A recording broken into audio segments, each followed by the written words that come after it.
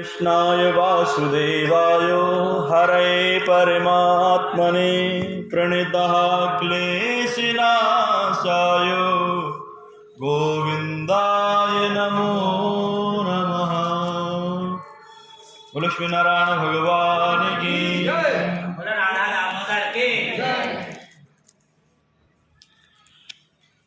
नैमिषारण्य के पावन क्षेत्र में श्री सूत जी ब्राह्मणों से बोले, हे ब्राह्मणों, विधि सहित इस एकादशी महात्मा को भगवान श्री कृष्ण ने कहा था।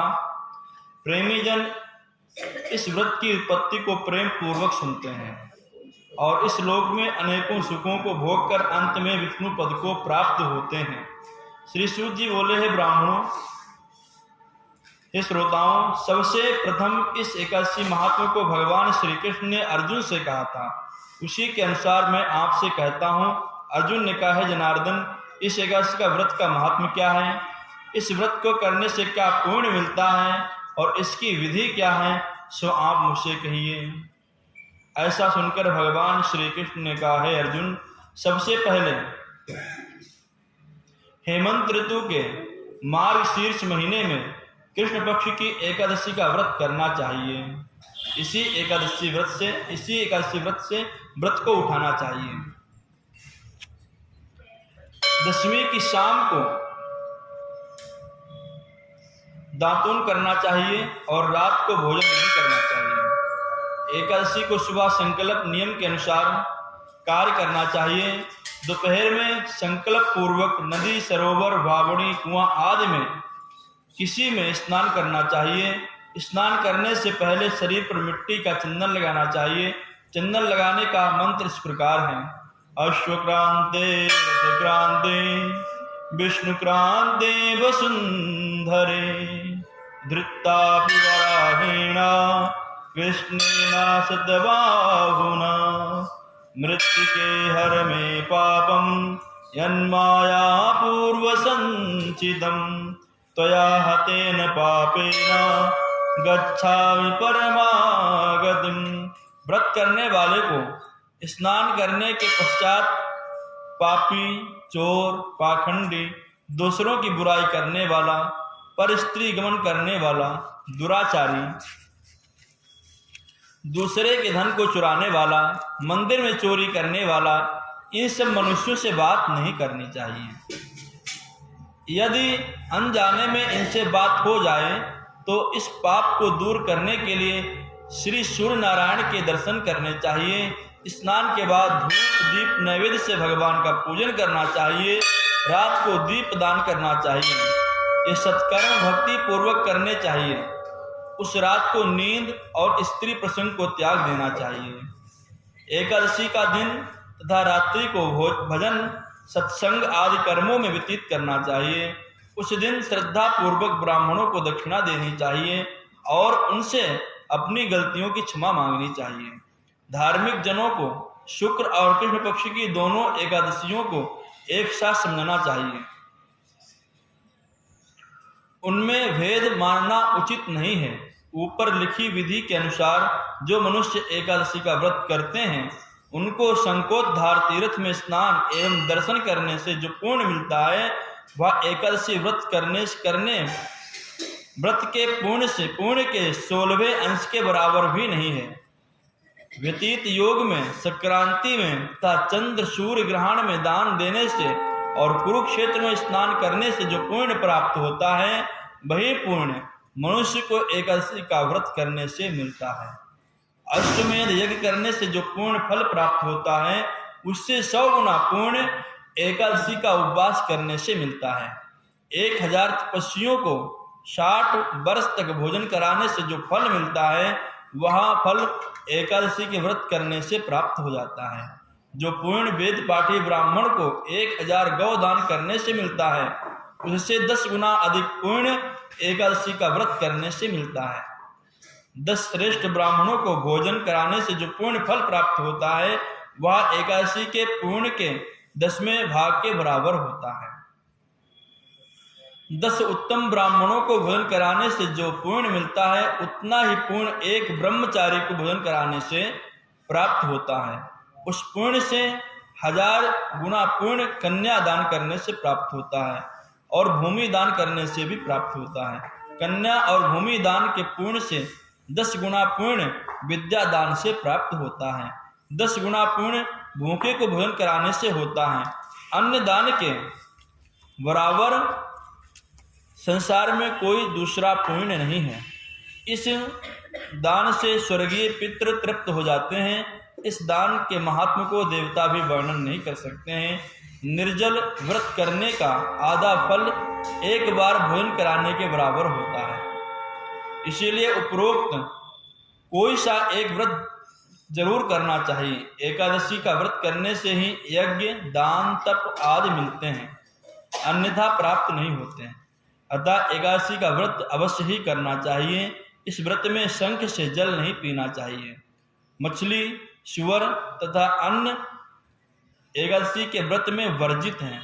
एकादशी का व्रत फल 1000 यज्ञों से भी अधिक है। ऐसा सुनकर अर्जुन ने कहा, हे भगवान, आपने इस एकादशी के पुण्य के अनेक तीर्थों से पुण्य से श्रेष्ठ तथा पवित्र क्यों बतलाया है, सो सब कहिए। तो भगवान बोले, हे अर्जुन, सतयुग में एक महा भयंकर मुर नाम का दैत्य था। उस मुर दैत्य से सभी देवता अत्यंत भयभीत रहते थे। दैत्य ने इंद्र आदि देवताओं को जीतकर उन्हें उनके स्थान पर गिरा दिया। तब देवेंद्र ने आशुतोष से प्रार्थना की, हे भगवान शिव शंकर, हम सब लोग इस समय मुर दैत्य के हत्याचारों से मृत्यु लोक में अपना जीवन व्यतीत कर रहे हैं। कृपा कर इस दुख से छूटने का उपाय बताइए। महादेव जी बोले, हे देव, हे इंद्र, आप विष्णु भगवान के पास जाइए। इंद्र तथा अन्य देवता क्षीर सागर, जहाँ पर भगवान विष्णु से शैया पर विराजमान थे, शयन कर रहे थे, गए और देवताओं सहित इंद्र ने उनकी इस प्रकार स्तुति की, हे देवताओं के देवता, देवताओं के देवताओं द्वारा पूजित योग्य आपको बारंबार प्रणाम है। हे दैत्यों के संहारक, हे मधुसूदन, आप हमारी रक्षा करें। हे जगन्नाथ, समस्त देव दैत्यों से भयभीत होकर आपकी शरण में आए हैं। आप ही इस संसार के कारक और कर्ता हैं, सबके माता पिता हैं, जगत की उत्पत्ति, पालन और संग्रहण करता तथा देवताओं की सहायता करने वाले और शांति प्रदान करने वाले आप ही हैं। आकाश पाताल आप ही हैं। तीनों लोगों को उत्पन्न करने वाले ब्रह्मा, सूर्य, चंद्र, अग्नि, हव्य, स्मरण, मंत्र, यजमान, यज्ञ, कर्म, कर्ता, भोक्ता आदि आप ही हैं। हे देव, शरण में आए हुए कि आप रक्षा करने वाले हैं। इस समय दैत्यों ने हमें स्वर्ग से निकाल दिया है, अब आप हमारी रक्षा कीजिए। देवताओं की करुण वाणी को सुनकर भगवान विष्णु बोले, हे देवताओं, वह कौन सा दैत्य है जिसने देवताओं को जीत लिया है? कहाँ रहता है तथा उसमें कैसा बल है? यह सब मुझसे कहो। भगवान के वचनों को सुनकर इंद्र बोले, हे भगवान, प्राचीन समय में नाड़ी जंग नाम का एक दैत्य था। उस दैत्य की ब्रह्म वंश से उत्पत्ति हुई थी। उसी दैत्य के पुत्र का नाम मुरु है। वह अपनी राजधानी चंद्रावती में, जिसने बल से समस्त विश्व को जीतकर और समस्त देवताओं को देवलोक से निकालकर इंद्र, अग्नि, यम, वरुण, चंद्रमा, सूर्य बनकर जो पृथ्वी को तपाता है, मेघ बनकर जल की वर्षा करता है, आप उस दैत्य को मारकर देवताओं को विजय कराओ। इंद्र के वचन सुनकर भगवान विष्णु भगवान बोले, हे देवताओं, मैं तुम्हारे शत्रु को शीघ्र ही संहार करूंगा। अब सब चंद्रावती नगरी को जाइए। इस प्रकार भगवान विष्णु देवताओं से कहकर उनके पीछे पीछे चंद्रावती नगरी को चल दिए। उस समय मुरु दैत्य अनेक दैत्यों के साथ युद्ध भूमि में गरज रहा था। युद्ध होने पर असंख्य दानव अनेकों अस्त्र शस्त्रों को धारण कर देवताओं से युद्ध करने लगे, परंतु देवता दानवों के आगे एक क्षण भी न ठहर सके। तब भगवान भी युद्ध भूमि में आ गए। असुरों ने जब भगवान विष्णु को देखा तो उन पर अनेक अस्त्र शस्त्रों का प्रहार करने लगे। भगवान भी चक्र और गदा से उनके शस्त्रों को काटने लगे। इस युद्ध में अनेक दानव सदैव के लिए सो गए, परंतु दैत्यों का राजा मुर भगवान के साथ निश्चल भाव से युद्ध करता रहा। भगवान विष्णु मुर को मारने के लिए जिन जिन शस्त्रों का प्रयोग करते हैं, वे सब उसके तेज से नष्ट होकर उस पर पुष्पों के समान गिरने लगे। तब वह परस्पर मल्ल युद्ध करने लगा, परंतु उस दैत्य को ना जीत सके। अंत में भगवान विष्णु शांत होकर विश्राम करने की इच्छा से बद्र का आश्रम गए। उस समय 48 कोस लंबी एक द्वारा वाली हेमावती नाम की गुफा में शयन करने के लिए भगवान प्रविष्ट हुए। हे अर्जुन, अतः मैंने उस गुफा में शयन किया। वहां दैत्य भी वहां आया, उसको शयन करता देख मारने को तत्पर हो गया। उसी समय मेरी देह से एक अत्यंत सुंदर कन्या दिव्य अस्त्र धारण करके उत्पन्न हुई। वह दैत्य के सामने आकर युद्ध करने लगी। वह दैत्य इस कन्या से लगातार युद्ध करता रहा। कुछ समय बीतने पर इस कन्या ने क्रोध में आकर उस दैत्य के अस्त्र शस्त्रों के टुकड़े टुकड़े कर दिए, रथ तोड़ दिया। तब वह दैत्य महान क्रोध करके उससे मल्ल युद्ध करने लगा। उस कन्या ने उसको धक्का मारकर मूर्छित कर दिया। जब वह दैत्य मूर्छा सा जगा तो उस कन्या ने उसका सिर काटकर उसे यमपुर पहुंचा दिया। अन्य समस्त दानव भी ऐसा देखकर पाताल लोक को गए। जब भगवान विष्णु की निद्रा टूटी तो उस दैत्य को मरा देखकर अत्यंत आश्चर्य करने लगे और विचारने लगे, इस दैत्य को किसने मारा है। तब वह कन्या भगवान से हाथ जोड़कर बोली, हे भगवान, यह दैत्य आपको मारने को तत्पर था। तब मैंने आपके शरीर से उत्पन्न होकर इसका वध किया।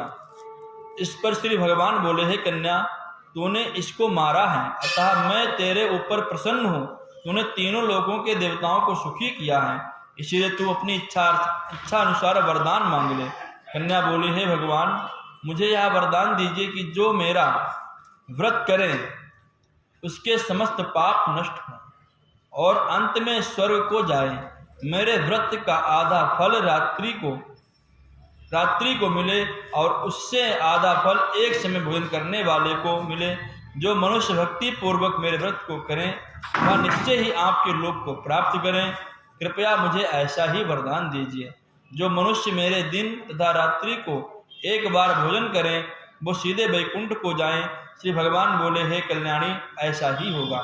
मेरे और तेरे भक्त एक ही होंगे और अंत में संसार प्रसिद्धि को प्राप्त होकर मेरे लोक को प्राप्त करेंगे। हे कन्या, एकादशी को पैदा होने से तेरा नाम भी एकादशी होगा। जो मनुष्य तेरे इस दिन का व्रत करेंगे उनके समस्त पाप नष्ट हो जाएंगे और अंत में मुक्ति को प्राप्त करेंगे। तू मेरे लिए अब तीज, आठवें, नवमी और 14 से भी अधिक प्रिय हैं। तेरे व्रत का फल सब तीर्थों से फल महान होगा। यह मेरा कथन सत्य है। ऐसा कहकर भगवान उसी स्थान पर अंतर्ध्यान हो गए। एकादशी भी भगवान के उत्तम वचनों को सुनकर अत्यंत प्रसन्न हुई।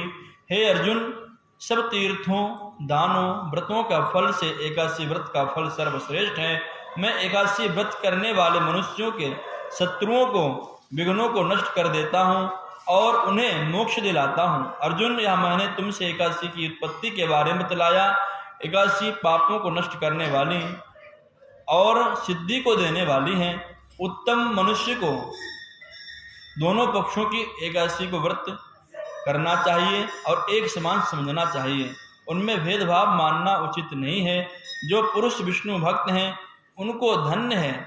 जो मनुष्य एकादशी महात्मा का श्रवण व पठन करते हैं उनको अश्वमेध यज्ञ का फल मिलता है।